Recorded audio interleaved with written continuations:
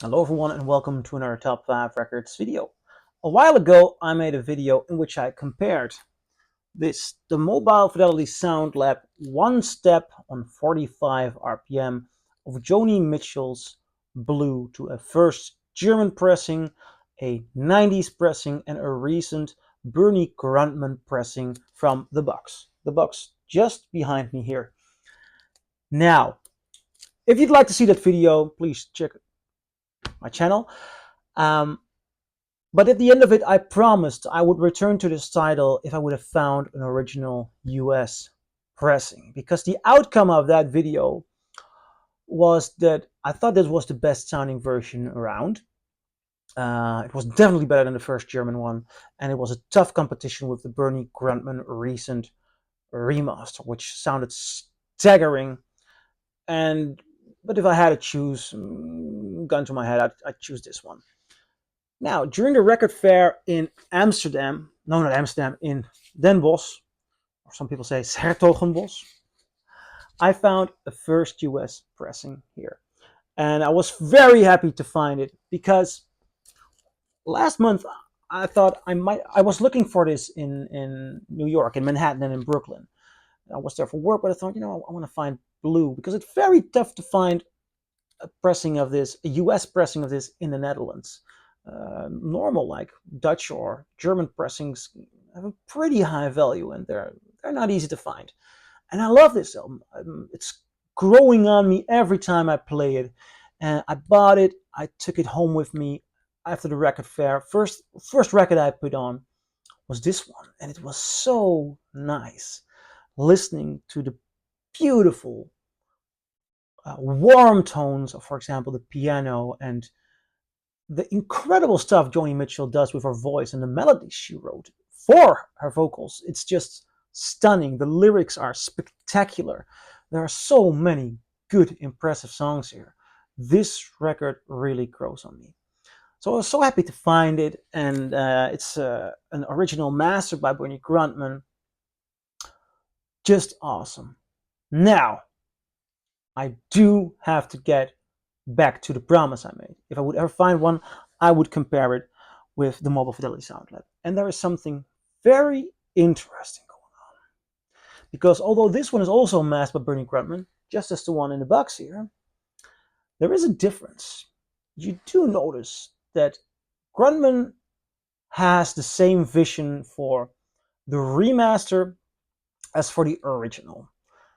He focuses on a beautiful balance between instrument and voice, and it's a record that doesn't have a lot of instruments. It's either piano and guitar and her voice, or piano and voice, guitar and voice. It's very minimal, and the balance is just brilliant, and it's a staggering sound. It's an incredible detail. Yet, noticing this one, I think the original sounds a little bit better, as if it's just a little bit fresher. And I would not have imagined that just listening to the remaster, because if you have that remaster, please be happy. It's an incredible sounding record. But this one, I think there must have happened something to the master tapes in a certain way, because this just sounds freshest and obviously the better of the two, in my opinion. Now, comparing it to the MoFi One Step, something interesting happens. Because there's a big plus and a big downside with regard to this one. And I do respond to it in a manner that I did not expect. Well, first of all, the 45 RPM allows this record to sound much, much more detailed.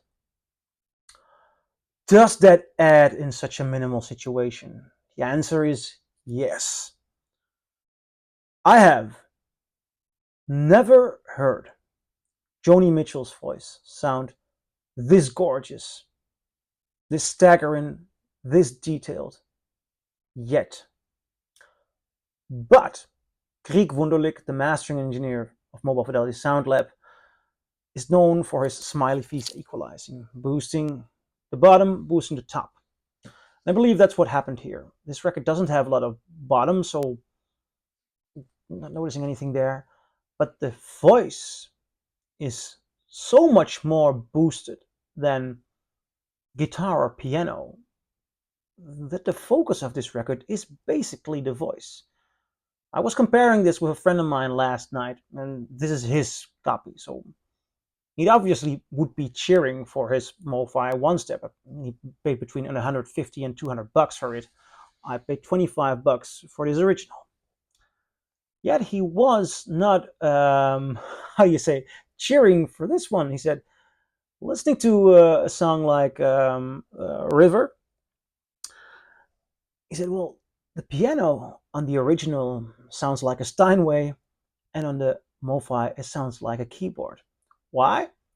They just cut away focus, or it's lowered, or they equalized in a manner that the full sound of the instrument, beside the voice, if you would count the voice instrument, the sound of the instrument is just blank, tiny, little, thin compared to the voice. And to make a choice like that on a record that most of the time has two elements, and you're just doing this to one of the elements, it's just half of what it's on the original. It's just bizarre. What an odd choice. It changes the identity of the record. Yet, I love it. I love it. And I know that is a very flawed idea, because I always want a good representation of the master tape, and listening also to other pressings of this record, and what would be common to have a good balance between instrument and vocal, then it's this. And this is my go-to pressing now. So if you want the result, the outcome of this versus, yeah, go for the original, better. Yet, I am just astonished by what we do get. Joni Mitchell's voice is just beyond words here. And though the common best mastering is the original, I want to find a copy of this. I'm not going to pay $150 for it. Definitely not. But I've been listening to this One Step a couple of times, and something happens in the high range of Joni Mitchell's voice. It is just, she does something so incredible, so mesmerizingly good, that having a record that focuses on it, although obviously flawed by that choice, it does appeal to me emotionally. I cannot help it. So I'm very curious, what do you think? Do you agree? Do you disagree? Leave a comment below, and I'll see you in my next video. Bye.